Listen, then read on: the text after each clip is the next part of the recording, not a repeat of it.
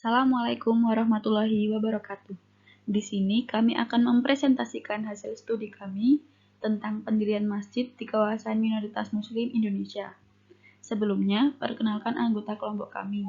Yang pertama ada Adelina Farfaza Fawaida dari Departemen Teknik Lingkungan, Humaida Qurratu Aini dari Departemen Teknik Kimia, Rifda Hanifah dari Departemen Kimia, dan Gustiana Merdika Ningrum dari Departemen Teknik Kimia. Dalam kehidupan bermasyarakat, sering kita jumpai masyarakat minoritas dan mayoritas. Adapun yang dimaksud dengan kelompok mayoritas adalah kelompok dominan dalam suatu masyarakat, merupakan kelompok yang merasa memiliki kekuasaan untuk menguasai lebih besar daripada kelompok minoritas. Secara nasional, orang selalu mengatakan Indonesia bukan negara Islam, tetapi negara dengan mayoritas penduduk beragama Islam. Artinya, Muslim atau pemeluk agama Islam sebagai mayoritas, sementara pemeluk agama selain Islam adalah minoritas. Akan tetapi, di wilayah-wilayah tertentu Indonesia, terdapat penduduk yang beragama mayoritas non-Muslim dan minoritas Muslim. Dalam keadaan ini, mayoritas non-Muslim dan minoritas Muslim hidup berdampingan bersama-sama dalam suatu majelis masyarakat. Dari realita di atas, muncul berbagai pandangan minoritas Muslim yang hidup di daerah mayoritas non-Muslim terhadap kerukunan umat beragama. Karena telah banyak dibicarakan dan diberitakan bahwa kelompok minoritas sering mendapat diskriminasi oleh kelompok mayoritas. Salah satu topik diskriminasi yang menarik untuk dikaji adalah mengenai pembangunan atau pendirian tempat ibadah sebagai tempat untuk melaksanakan kegiatan ibadah dan keagamaan.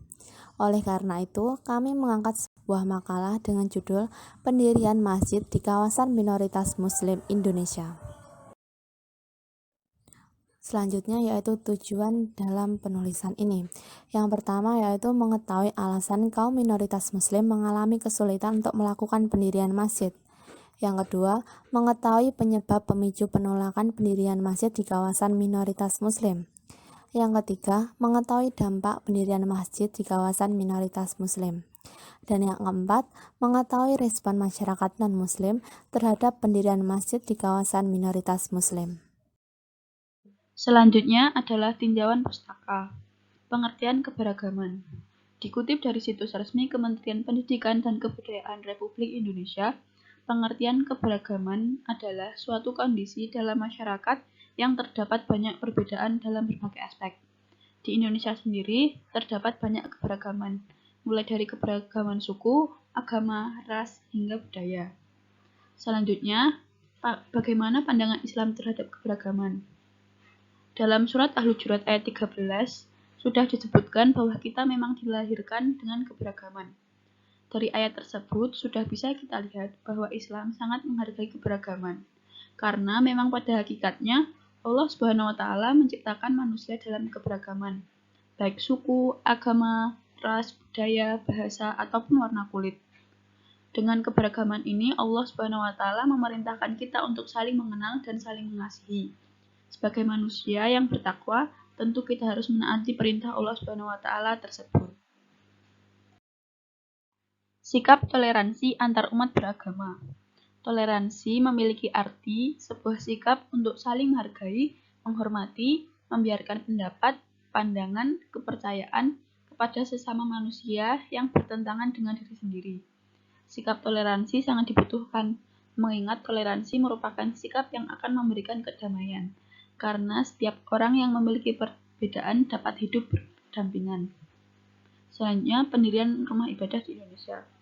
Rumah ibadah merupakan kebutuhan setiap umat beragama.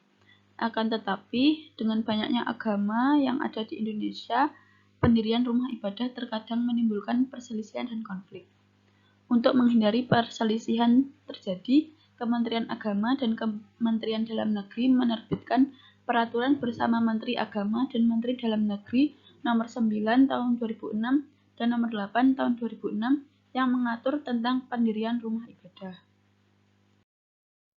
Selanjutnya yaitu alasan kaum minoritas Islam kesulitan melakukan pendirian masjid. Minimnya jumlah pemeluk agama berdampak pada kesulitan pendirian rumah ibadah. Salah satu alasannya karena dalam pendirian masjid tidak memenuhi syarat-syarat yang sudah tercantum dan diatur dalam peraturan pemerintah.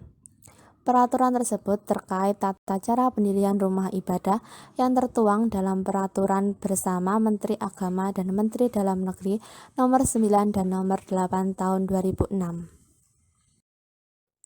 Pasal 14 ayat 1 menjelaskan bahwa peraturan tersebut disebutkan bahwa pendirian rumah ibadah harus memenuhi persyaratan administratif dan persyaratan teknis bangunan gedung.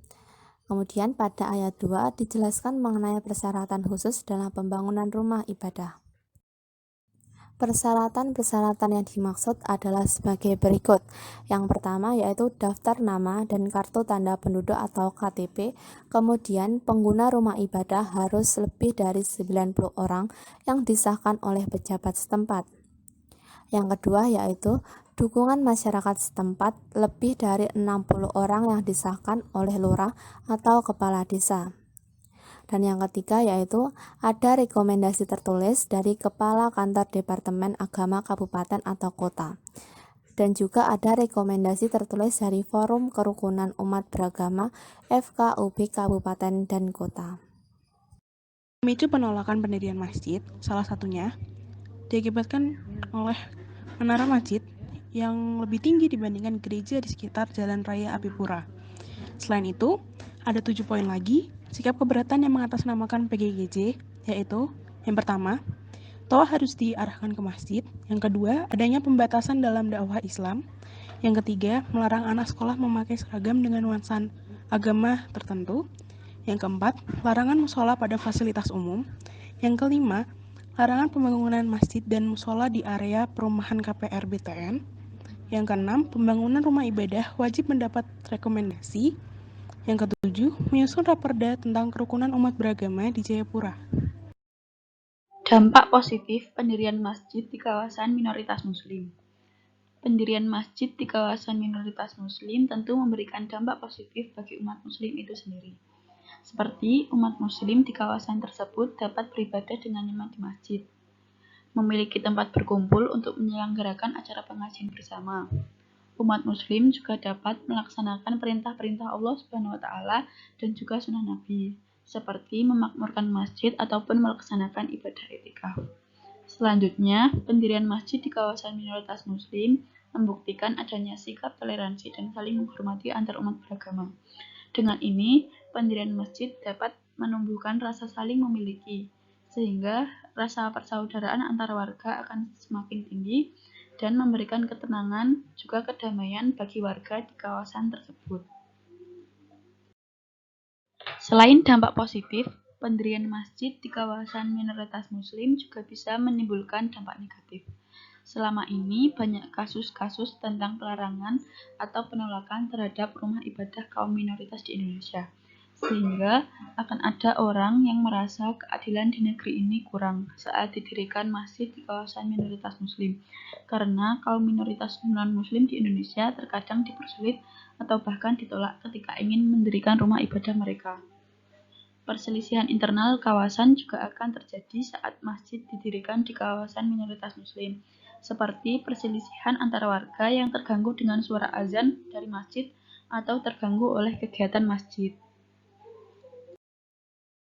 Selanjutnya yaitu bagaimana respon masyarakat Papua terhadap pendirian masjid. Nah, di sini kami mengambil contoh daerah Papua karena daerah Papua sendiri adalah daerah yang mayoritas beragama Nasrani, yaitu Protestan atau Katolik. Nah, bisa dilihat pada grafik bahwa di sini 69,02% menganut agama Protestan dan 15,40% agama Katolik, 15,29% Islam, dan sisanya yaitu 0,24% agama lainnya seperti Hindu, Buddha, ataupun Konghucu. Pernah terjadi demonstrasi di Papua dikarenakan tingginya menara masjid yang melebihi tingginya menara gereja. Nah, sebagian masyarakat ini menolak karena mereka menganggap melalui gerejalah masyarakat Papua dapat membaca, menulis, ataupun mempelajari bagaimana cara berkomunikasi yang baik antar sesama manusia. Sedangkan yang lain beranggapan bahwa di Indonesia ini masih sering terjadi diskriminasi agama. Sebagai contoh, di mana di daerah Jawa pernah ada penutupan gereja dikarenakan tidak adanya izin dari mayoritas. Dan mereka mempertanyakan mengapa di Aceh sana orang Kristen dilarang beribadah dan membangun gereja. Sementara di Papua, pembangunan masjid itu sangat banyak. Mereka menganggap bahwa Papua itu seperti dibiarkan dan diabaikan oleh pemerintah. Karena itu, untuk menunjukkan rasa kekecewaan dan perlawanannya terhadap ketidakadilan yang dialami oleh masyarakat Papua, dalam konteks ini, agamalah yang dijadikan instrumen oleh orang Papua. Yang kedua ada netral. Netral dalam artian di sini berarti masyarakat Papua tidak menunjukkan kegiatan yang menolak ataupun mendukung adanya pendirian masjid. Mereka terkesan biasa saja dan mengikuti saja alur-alur yang berlaku. Selanjutnya yaitu masyarakat yang mendukung pendirian masjid di tanah Papua. Hal ini dikarenakan banyaknya pendatang yang bekerja ataupun mereka yang ingin sekedar berlibur di Papua. Dibutuhkan tempat ibadah agar para turis dan para pekerja pendatang ini bisa melaksanakan kegiatan rutin mereka seperti sholat ataupun mengaji. Sekian dari kelompok kami, kurang lebihnya mohon maaf. Terima kasih. Wassalamualaikum warahmatullahi wabarakatuh.